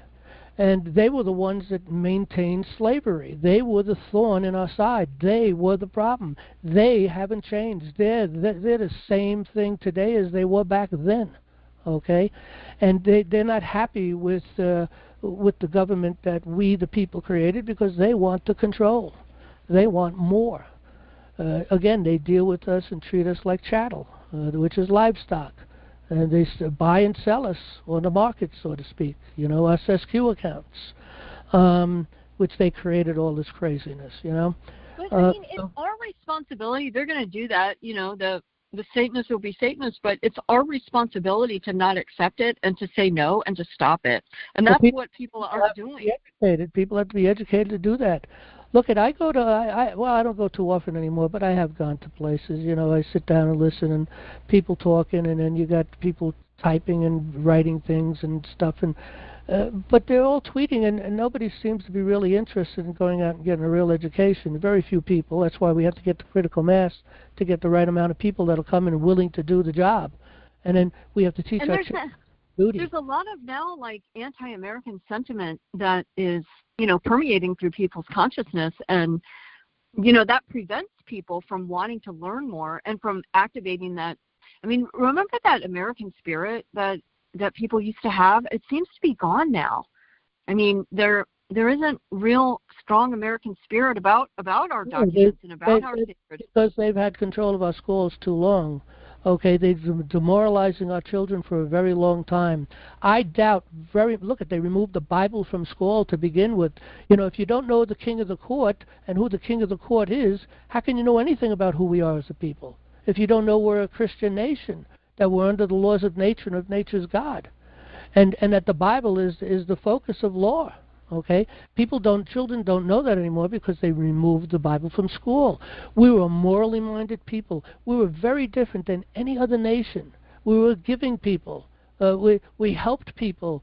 We had morals. Of course, there was people who were murderers and different things. You have that in every society. But generally, the population was giving. Okay, and accepting. But they've destroyed all that. And intelligent. They were very intelligent. If you go back and read letters from like the 1800s and even before that, the people writing, I mean, even the high schoolers, their writing was so advanced. They were so much more intelligent. Well, they only went up to the 9th grade, and with that they had a far better education than we did with 12 grades and even to college degree. Because they did really teach them the nuts and bolts and the things that the people needed to know. I don't know that they taught them enough about the Constitution and civics, but we lost it all. They demoralize our children. They bring in wokeism. Children are confused. They're lazy and fat. They don't go out and play. The garbage, they feed them poison. All the school cafeteria food's all garbage. And that started when I was a kid. They made a big thing about cereal with lots of sugar. Cereal's good for you, you know. That's what started to destroy a lot of things in health. But in any event, you know, the children, they tweet. They're dumb. They don't train them in morals. You know, Johnny's got two cats or something like that. We got a lot of sociopaths and psychopaths coming up through the school system. We're in trouble as a nation. Okay, we are in trouble as a nation. And the only thing that's going to save us is education. And the two things that we the people need to do, we need to get enough people together to do these two things. Okay? We need to get rid of the bar. That must go. We do need educators. We do need lawyers educated in the law in equity, because those are specialty things, okay? And that's where they should be practicing. They can practice in a court of law, but they should be really assisting people, not necessarily running the case. But people don't know how to take care and run the case and use the lawyer as a reference point to help you in different things. But the two things that we can do to totally destroy this whole thing, and I've heard people say we can't do that. You know, first thing is parties. We need to get rid of the party system. It's got to go. Oh, you can't do that. We have to have parties. We have to have people in this. You see, that's the problem. Just think about this, the stupidity of that whole thing, because George Washington laid this all out in his farewell address, that parties are going to be the destruction of this nation, that, you know, the psychopaths and the sociopaths will reach up and take control and change everything. And it's a constant thing because there's party bosses, party control. They've written up the whole thing and made the committeemen, they statutarized them and put them under the rules of the party, which is the rules of the gangs. They may as well be gang members. But just think about this. If you didn't have a party, and here's my case in a nutshell, if you didn't have political parties and you elected someone to go to Washington or to your state capital to represent you, then what were they going to do? They're going to go there and represent you because there's no party boss demanding and telling them what they have to do. They're not working, you know, together as a whole party like they're doing against Trump, trying to prevent anything good from happening. Okay, parties are the destruction of this nation, and we don't need them. And the case that could be made is very, very simple. And I just said it, and I'll say it again. It's in a nutshell. You send a person to Washington and there are no parties, they're going to represent the people that sent them. Because that's what they were sent to do. That's what they think they got to do. That's what they're supposed to do. But they get corrupt the moment they get into Washington or your what do you call it? They want to be in their little clique and their little gang, the Crips and the Bloods. It's not any different. Exactly. Yeah. Well, the other thing is the lawyers. Okay. First of all, you know, even the United States Supreme Court has nothing to say about anything that goes in the courts of justice, with the exception of being champions of the Constitution, particularly the Bill of Rights, when someone is violated. Okay? That's their basic main job as far as courts of law are concerned. Other than that, they're supposed to be in courts of equity, dealing with the decisions coming up from equity judges and equity decisions on equity cases.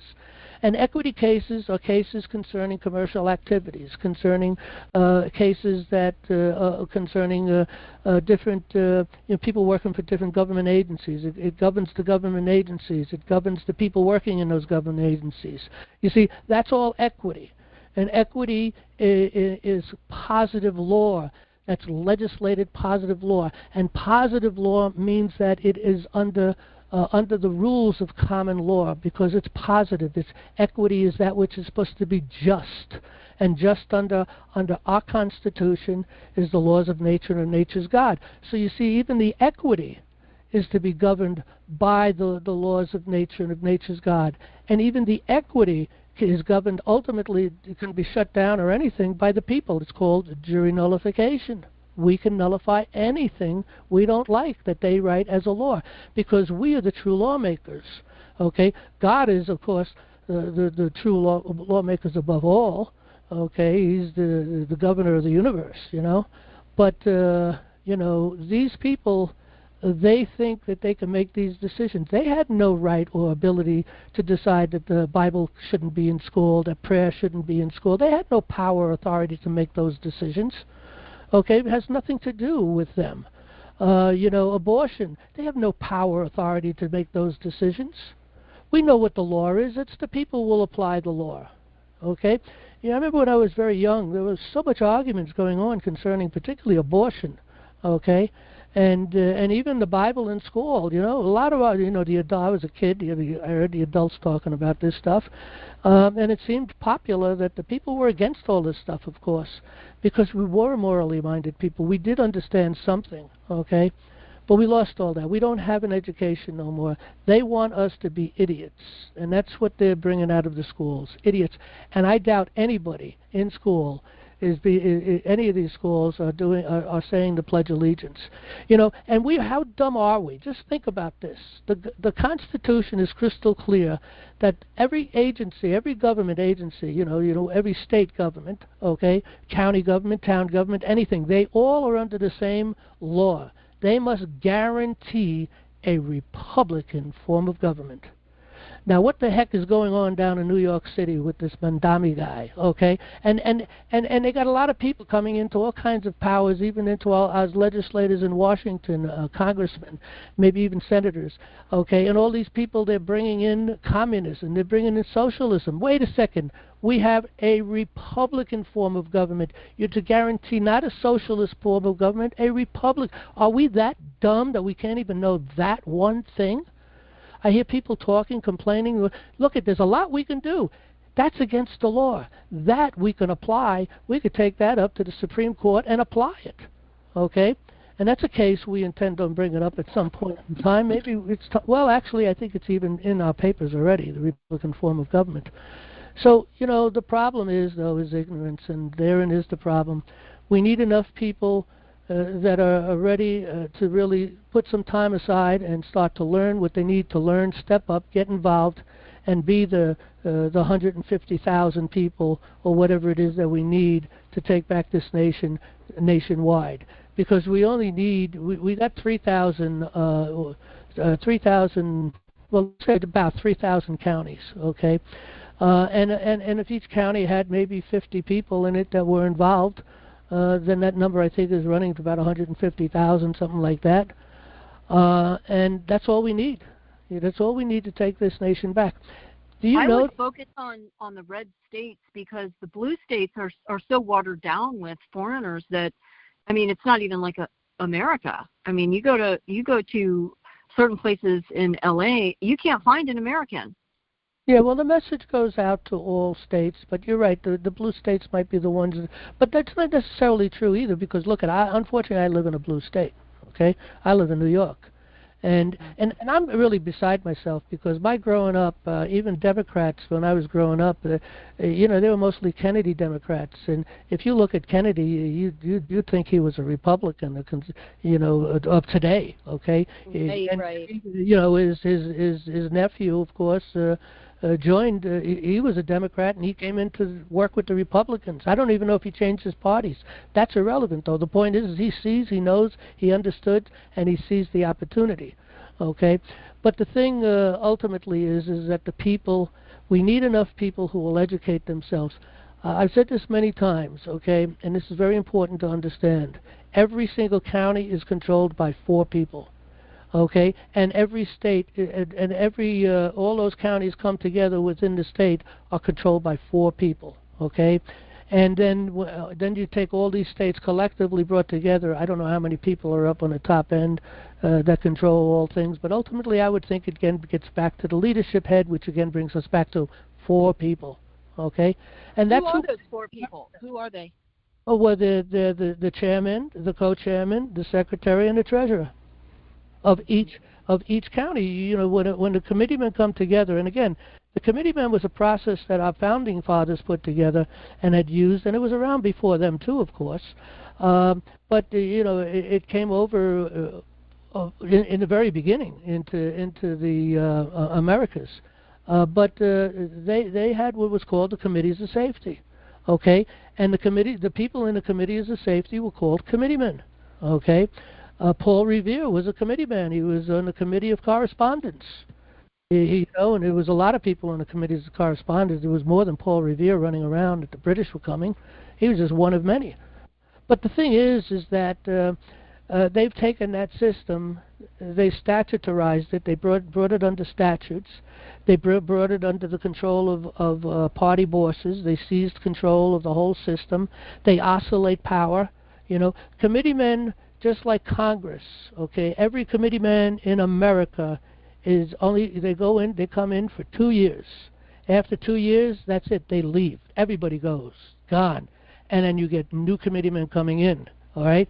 Now that's how it was. I mean, that's a little bit scary, because who are the new people coming in? Well, here's the point. You see, first of all, that's the statutory process, but it was helpful, and I don't know why they did that, because it was injurious to them. What they did then is they oscillated the power. For instance, here in New York State, we got let me think if I remember. It's 62 counties, so 31 counties go out on an odd year, and 31 counties go out on an even year. So they're always in power on the state level. They oscillate the power back and forth, and they're never out of power. All right. Now I don't know how they do it in other states, and to some degree they have other ways. I'm sure that they cheat the system and make sure they have control. But they certainly do have control. The Republican Party and the Democratic Party have control of the whole system, what's going on. But the thing is that the committeeman, the true committeeman, is unlimited in numbers. You don't get elected. You're just one of the people want to exercise in your unalienable right of government by consent by becoming a committeeman and joining a committee of safety or starting a committee of safety, learning the process and the procedures of the committees of safety. That's what all these books are about. Okay, so again, the problem is we got to get the people. We need critical mass, or we need a lot of money. Someone comes up with a lot of money. Not only can we do a lot of things like start the textbooks for school, and get a lot more involved in the courts. Doesn't matter whether we lose or not. We're making a case, educating the people, and then being able to get out there to get that critical mass. Money can buy you the critical mass because we can advertise. We can get the word out. Right now, our advertisers are the people who hear us, the people who listen, whether you come to the meetings here on a Monday night or you listen to the meetings on YouTube or Rumble, okay? Those are the people that are our advertisers. They should be out there on X or whatever social media you go to and talk about National Liberty Alliance, talking about the way that we can save this nation, talk about let's make America a republic again. Get them out to National Liberty Alliance. Show them the courses that we have, the free courses, the law courses, and then a higher course. We have a higher education here. We don't even talk about the higher education. It's underneath the education tab. It goes far beyond even the things that we should know. Okay? And people will take that education further if that's their desire and they have the time. But, yeah, it's a mess. Anyway, we got to move on. I got one other person in the queue, and we don't have much time left, so. All right, good call. Thanks. Okay, we'll take our last caller. Coming in under as anonymous. What's your first name and your state? Maybe next time you come in. Are you coming in on an app or a phone? I'm on a phone. Okay. All right. What's your first name and state? Yeah, my name is Elizabeth. I'm in Arizona. How you doing, Elizabeth? I know you. I'm glad you're there. I really wish more of the people who come on this call would take the course, because it would really help, but that's part of the problem. I have a situation that, I'm starting to come into situations because I'm learning. I'm working on something about consolidating some of my debt, and I've got a company that they're nonprofit, and they're very good. They seem like they're very much referred to. So but they want me to sign. They want my permission to take my credit score and look at my credit, and they want me to do a DocuSign. And I told them that I really don't trust DocuSigns, and I've experienced them, and I've also learned about them, and they're very loose, especially with AI and emails. And I've read stuff, and these people who are interviewing people who are like fascinated with themselves about all they know about AI, and they're just in all this crazy stuff. they talk about us like we're just commodity, you know, like we're data, and they can use our data. And it's like, all I want to do is sign something. So I asked this one gentleman about, I'll tell you what, please send me via email, you know, an application or, you know, request for what you need, and I'll fill it out, sign it, get it notarized, and get it back to you. And he's like, you know, it's like that's not even in his vocabulary, you know, because he's younger and he probably doesn't handle paper very much. But I've looked it up, and DocuSign, I mean, some of the shareholders are like BlackRock, you know, and Vanguard, and it's like, you know, they take our data, you know, and there was like one friend on the line here a while back signed a tablet, and they took her signature. This was a different company, but they took her signature and just used it on whatever they wanted. And, you know, so I look like a stick in the mud, you know, and I don't care what I look like because I know better. It's just I get frustrated. If you want your business, they'll send a document where signatures are certified on both sides, and that's it. Then it can't be used anywhere else. And, you know, in a court of law, none of that will really stand up, although they do make it stand up, and it may be an uphill battle to make that's because the bar is still here. Yeah, and until we finally lose Britain, which was what that whole freedom thing was about, that wrestling thing that was required by admiralty law somehow. I'm still learning about it, but we're not going to be under that anymore. But the bar has got clinches on everything, and right. So that, you know, it's kind of like, you know, yeah. And so I'm telling them what I need to do, and so I'm going to be talking to a supervisor, and I'm actually very, you know, I like people, you know, unless they abuse me, then I don't like them too much. So, and I get away from them. But I'm gonna, you know, I'm gonna do my best to see if I can work something out where I am able to do. My home insurance let me do it, and you know, I'm sure that their system didn't like it, but you know, I'm not gonna be part of that system if I can do anything I can help myself to not do. Well, again, you know, look at the only way this nation is going to be brought back on track is by getting rid of bar, the bar, ultimately the bar schools. Okay, that's what we got to get rid of. Okay, and political parties. If we don't get rid of ABA, the whole ABA though, because they're not going to. I mean, this is really evil. Right, and, well, and people can solve these problems if they get educated and get involved on the county committee of safety. And, you know, a county committee of safety is not an island, okay? Yeah, you're working the work in your county, but there are things that you have to do that you have to work with other counties on because they maybe have the same representative or the same problems, okay? Right. And then you also have to work with other counties because you got to work on the state level, okay? And then you got to work state to state. You see, that's the purpose of the Committee of Correspondence, okay? Every county committee of safety eventually has to have a Committee of Correspondence, and that Committee of Correspondence needs to be communicating with the other county committees, the other county committee correspondents, and start to see the problems that they need to work on together. You know, and we teach all this stuff. It's all there for the learning. I'm learning it. It's just that right now it's still in kind of a hypothetical stage because we haven't, you know, I think probably by the end of summer, maybe there'll be some things that have been brought up. I read about it every day, but it doesn't matter. It doesn't matter if people don't believe it. And I'm just, you know, I was thinking about this today because when the children of Israel were at Kadesh Barnea, and God said, here, you know, they sent the scouts in, they come back. It's like, oh God, we're like grasshoppers. Like, we're not going to be able to fathom this. And God, you know, they doubted God. And I think it's kind of like what's going to happen. We have to let God clear the ground and do this. But, you know, we've had so much religious abuse in our country in the last 150 years and before. But it's like people they work so hard, they're so tired, they'll take, you know, just give it to me, I'll sign it, you know, and then they go on, and it's like, this is just, you know, we don't know who we are because we don't know who God is.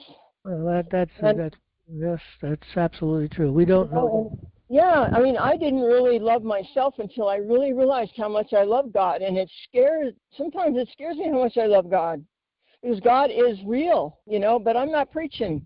I'm just, but it's like we have to know when we're walking into this stuff that we're going to get people who don't believe in the Constitution. They don't want anything to do with it. Well, then, hey, step aside, I mean, we can't do that, but I don't know what that looks like yet. It's all really hypothetical.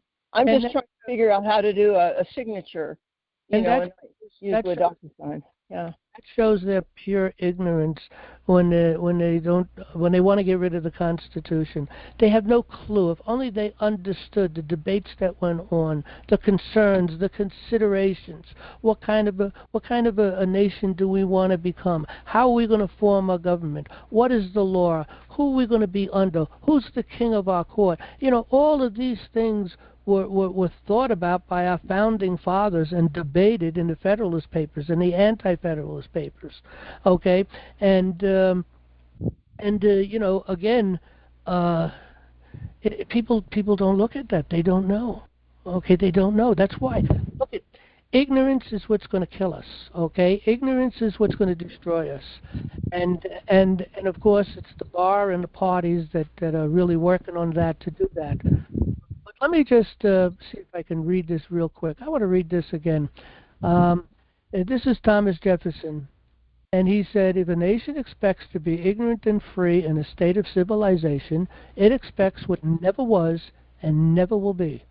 Self-government is not possible unless the citizens are educated sufficiently to enable them to exercise the oversight. It is therefore imperative that a nation do it, that a suitable education be provided for all its citizens. I know no safe depository of the ultimate powers of the society but the people themselves.